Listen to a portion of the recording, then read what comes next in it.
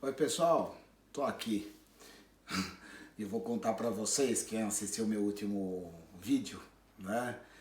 O título desse é Quebrando a Cara pela Primeira Vez. É quebrando a cara pela primeira vez de verdade, né? Porque foi a primeira vez que eu me ferrei mesmo, né? Teve a história lá da empresa de compra e venda de linha telefônica, né? Lá em 1992. Depois teve a história da gráfica lá do pessoal do Cambuci, né? Fui mandado embora do banco, né? Aquelas coisas todas que acontecem na vida da gente. Mas quebrando a cara mesmo foi em 2001. Então, né, dando continuidade ao meu último vídeo, a gráfica tava indo bem pra caramba, né? E meu casamento estava marcado para outubro de 2001, e a gente tava de carro, ia na balada, enfim, tava tudo legal, né? Ia pro Rio de Janeiro, viajava, lógico que essas viagens curtinhas é porque a gráfica tomava muito tempo, eu tinha quase 100 funcionários entre terceirizado e contratado, né? Quando entrava pedido grande, aquela gráfica era uma loucura. Juntava os terceirizados, a maioria era mulher do acabamento, né? Nossa, era uma doideira. Na época política ainda, que fazia folhetinho, santinho para política, eu virava 24 horas, né? Bom, aí, feliz ano novo em 2000, né? A gente vinha ali de uma crise asiática em 98, se eu não me engano, né? Já tinha dado, né, um pau ali, um certo pau, mas como eu estava no começo do meu negócio eu não senti tanto, né? A gente estava terminando o segundo mandato do Fernando Henrique, e aí, né, veio a primeira paulada na minha cabeça. A crise do apagão, se eu não me engano, no último ano do Fernando, no meio do segundo mandato do Fernando Henrique. Finalzinho de 2001, comecinho de 2001. Crise do apagão, as indústrias não vão poder trabalhar, foi mais ou menos assim, depois das 4 horas da tarde. E quem tiver condição, compra um gerador para fazer a empresa funcionar. Falei, bom, beleza, vamos comprar um gerador. Tá, aonde? O gerador ele passou de, um exemplo, vai de 50 mil reais para 200 da noite pro dia. E aí eu tinha um problema, porque na minha gráfica não cabia o gerador. E não dava para deixar ele na rua, e não dava para pôr no telhado, e não dava para pôr em lugar nenhum. Não cabia o gerador. E eu tinha muitas contas para pagar. Eu não podia trabalhar até 4 horas da tarde, eu tinha que trabalhar 24 horas por dia, de segunda a sexta, e às vezes de sábado até 10 horas da noite, onde eu tinha que desligar a máquina lá porque enchia o saco dos vizinhos, né? Isso eu já estava num parque gráfico no ABC de São Paulo, eu já estava grande, né? Muita responsabilidade, muitos funcionários, folha de pagamento alta, já faturava alguns milhões por ano, né? Na verdade o vídeo é para falar, né, dos milhões que se faturava, não dos milhões que se ganhou e se perdeu, mas dos milhões que se faturavam, né? E faturava muito, né, por ano. E aí veio a crise de 2001, a crise do apagão. Na sequência veio o colapso na economia da Argentina, né? O nosso principal parceiro na época, principalmente na exportação de carros, né? De automóveis para lá. E aí isso deu um pico no PIB para baixo, né? As previsões já jogaram o PIB lá para baixo. Aí lá em... Bom, aí surgiu a história, né, que o Lula ia ser candidato em 2002 e que a chance dele de ganhar era gigante e tinha outro candidato lá, não me lembro quem que era na época, e aí disseram que ele ia fechar as igrejas, que ele ia virar um ditador, enfim, eu não quero entrar no assunto de política para não complicar minha linha de raciocínio, porque eu nem gosto de política. Eu ouço bastante gente falar, eu entendo um pouco de política, mas eu não gosto de discutir de política, né? E aí que o Lula ia ser isso, o Lula ia ser aquilo, e aí as bolsas despencaram, os meus clientes ficaram apavorados, tudo cliente grande. E aí, no dia 11 de setembro, o que aconteceu de 2001? Né? Aquela sabugada nas torres gêmeas lá dos Estados Unidos, de Nova York. que por sinal, a última vez que eu fui para os Estados Unidos, eu conheci lá, a penúltima vez, eu conheci o que está no lugar lá, muito bonito, mas é um lugar meio que triste ali e tal, né? Quem teve a oportunidade de ir ali, você fica meio tristão quando você chegar lá, né? Tem o dia a dia, a correria da cidade de Nova York e tal, mas você sente os caras que estão vendo ali, né? Onde caiu as torres, construíram um negócio bem bacana, bem bonito, bem mais bonito do que era antes, né? Mas não é ainda o ícone que foram as Torres Gêmeas, né? Aí dia 11 de setembro veio aquela paulada gostosa na torre e aí o mundo parou, né? E minha gráfica também. Então você imagina, eu com 29 anos, há menos de um mês para casar. Meu casamento era 6 de outubro, deram essa bugada nas Torres Gêmeas dia 11 de setembro. Aí juntou a crise asiática que vinha de 98, juntou a Argentina, o colapso da economia da Argentina, a crise do apagão do Fernando Henrique, o Lula que ia fechar as igrejas e ia virar um ditador, estava praticamente ganha a eleição para ele, realmente ele ganhou, e as Torres Gêmeas, né? Ela veio, mas parece que as Torres Gêmeas caíram em cima da minha gráfica, né? Eu sei que né, é muito trágico, né? Não deu nem para ficar engraçado, foi tipo uma piada, mas não gostei também da piada. Então, foi isso que aconteceu, né?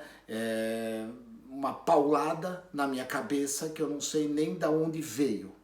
E aí, eu chamei uma empresa de auditoria e chamei os caras e falei assim, ó, faz uma auditoria, vê quanto que eu tô devendo, porque eu tava devendo, né? Eu tava pagando máquina, empréstimo, enfim, tudo aquilo para uma indústria crescer, né? Porque a indústria, ela vive de empréstimo, né? Ela não compra do seu dinheiro, ela vive do empréstimo que o banco oferece, né? Ele paga com o próprio serviço, isso é comum, né? Para quem tem uma indústria, para quem tem um comércio, né? Você compra o estoque com o dinheiro que o banco te oferece. Aí você faz dinheiro, paga o banco com o lucro que você teve de um dinheiro que você não tinha, né? Aí eu chamei uma empresa de auditoria, eles fizeram rapidinho ali, em 15 dias me entregaram um relatório e falaram para mim assim, ó, o negócio é o seguinte, você está devendo 4 milhões de reais, a economia parou, né? Ela vai começar a voltar, e isso foi verdade mesmo, 2003, 2004, se o Lula der uma mexida, o pessoal está acreditando que ele vai trabalhar muito com o social, isso vai fazer entrar dinheiro ali para a galera mais baixa da sociedade, e realmente aconteceu mesmo, né? Criou o Bolsa Família ali e tal, e nós estamos em 2001, cara. O cara da auditoria falou para mim, você não vai ficar vivo até 2023. E eu perdi, né? Eu perdi a minha gráfica em 4 dias. 4 dias. Mais ou menos o que aconteceu agora com a quarentena, né? De repente chega o chinês no Brasil, ou chega o vírus lá, seja lá de onde for, né? O vírus chinês, ou o vírus coronavírus, e chega no Brasil, em 3 dias vamos fechar o comércio e ficar todo mundo em casa. Seja o que Deus quiser. Foi exatamente isso que aconteceu comigo. Para vocês terem uma ideia, o meu casamento já estava pago. Eu paguei meu casamento 3 meses antes do pau comer lá na gráfica, né? Eu fui pro meu casamento, bom, aí vem, né? Vem todo mundo pra cima, né? Eu com 29 anos, né? E vem todo mundo, vem o banco, vem advogado do banco, vem advogado do cara da empresa de papel, porque a notícia ela espalha. Vem o cara da empresa da máquina que me financiou a máquina, aí eu tinha uma funcionária lá que era uma capeta, eu não sei, ela pegou uma ligação minha em algum lugar, foi lá na produção, espalhou para os funcionários que a gráfica ia fechar, aí causou aquele puta rebu na gráfica, né? Aí eu tive mais esse problema para resolver, e eu não queria passar as coisas para Tati, porque o casamento estava para chegar e tal. Bom, tomaram tudo meu em 25 dias, tudo. O meu dinheiro do banco, o meu carro, as minhas máquinas, não sobrou nada, né? Ficou só o salão. E eu fiquei devendo 4 milhões de reais. Nome sujo, protesto, né? Ação na justiça, imposto atrasado, porque é aquilo, o cara tomou minha gráfica, né? E eu ia fazer o quê? Né? Tomou, né?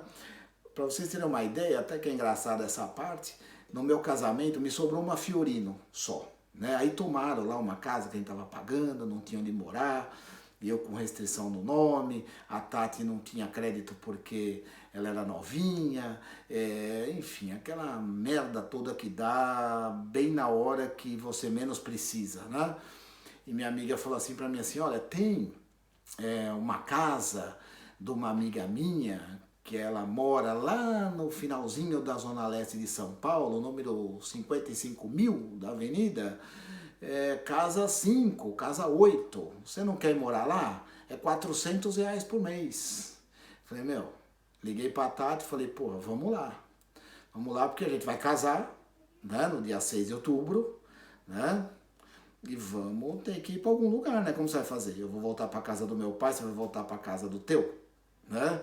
Aí eu fui ver a casa dessa minha amiga aí, e o português, o dono da casa, né, ele tinha acabado de reformar a casa. E era um quintal cheio de casa e eu morava na última, né? Olha que coisa de louco isso, né? Não me arrependo em momento algum, pelo contrário, eu cresci pra caramba, né? A partir daquele momento que aí é a história do meu próximo vídeo, né? Bom, aí a gente casou e chegou o dia do casamento, né? Foi no Clube Rasbaia, né? Na Rua dos Franceses, lá na Bela Vista, em São Paulo, é um lugar fino, né? Um casamento hoje lá é muito caro, né? E aí, vamos casar, tá, beleza. O banco tomou tudo, me sobrou uma Fiorino, 1996, a gente tava em 2001, né? E chegou no meu casamento, um dia no meu casamento, eu tava na casinha lá que eu aluguei por R$ 400, né, me trocando, a Tati tava no cabeleireiro, porque um amigo meu ia passar para pegar ela lá de carro para levar, para entrar no casamento lá, para chegar no casamento, igual a noiva faz. Aí eu falei, pô, não acredito, não acredito, mas eu vou casar, depois que eu casar eu vou tirar uns 10 dias de férias, porque minha gravata ela vai estourar a boca do balão, porque tinha 400 convidados no meu casamento. Eu tinha muito amigo de grana e tal, e aí todos eles sabiam que eu tinha quebrado, né? Então eu já esperava que ia rolar uma grana boa na gravata, né? Pra vocês terem uma ideia, o dinheiro da minha gravata do casamento, eu fiquei 50 dias de férias. 50 dias de férias, só com o dinheiro da gravata, né? Deu um bom dinheiro, eu não me lembro quanto que seria hoje, mas foi uma boa grana, né? Lógico que eu viajei com a Fiorino, né? Eu fui com a Fiorino, né, para Campos do Jordão, para o Rio de Janeiro, né? Depois eu fui para Búzios, né? Foi a primeira vez que eu conheci Búzios na vida. Né? E quem diria que em 2012, né? Isso é uma outra história que eu vou contar. Eu fosse morar em Búzios, numa casa de luxo, com lancha na porta de casa, né? 2 carros zero, Jeep Grand Cherokee, né? Viajando o mundo inteiro, olha que doideira, né? E aí eu cheguei na porta do meu casamento com a Fiorino, essa é a parte engraçada, né? Subi ali a Brigadeiro, né? E não é parte triste, né? Mas eu não tinha nem gasolina para ir no meu casamento. De tudo que me tomaram de dinheiro, né? E eu subindo a Brigadeiro Luiz Antônio ali, o ponteirinho da gasolina Fiorino já no amarelo, quer dizer, eu tinha gasolina só para ir. Falei, bom, lá no casamento eu arrumo um dinheiro e ponho gasolina e volto para casa, né? E aí eu cheguei na porta do meu casamento, parei a Fiorino e o cara do valet, né, essas pessoas que guardam o carro dos convidados, né, todo bonito, os caras tal, tira isso daí, entrega pra lá, sai com esse carro daí da frente do casamento, que estavam tirando foto, a Fiorina tava queimando a porta do casamento, porque era uma casa bem bonita, eu aluguei a casa inteira, o salão de festa da casa tal, né. E aí eu saí com a Fiorina, o cara falou, porra, mas é o noivo. E eu ouvi, porque eu vim com os vidros abertos, que não tinha ar-condicionado, né? Da Fiorino, eu vestido pra casar, né? Eu saí da porta do carro, quer dizer, eu andei ali 60 centímetros, né? 1,5 m. O cara falou, é o noivo. Ele, volta. Aí eu voltei de ré, entraram da Fiorina e foram guardar ela. Essa foi a parte mais engraçada de toda essa história aí. Bom, aí... Desculpa. Eu casei, né? A festa acabou ali 4 ou 5 horas da manhã. E aí vieram me trazer uma caixinha com a gravata e tal. E tinha dinheiro pra caramba lá na caixinha, né? Pra quem não tinha conta pra pagar, tinha um aluguel lá de R$ 400 na época, se eu não me engano, pra pagar e comer comida só. Não tinha mais conta pra pagar, né? Eu tinha dívidas, muitas dívidas. Mas eu não ia...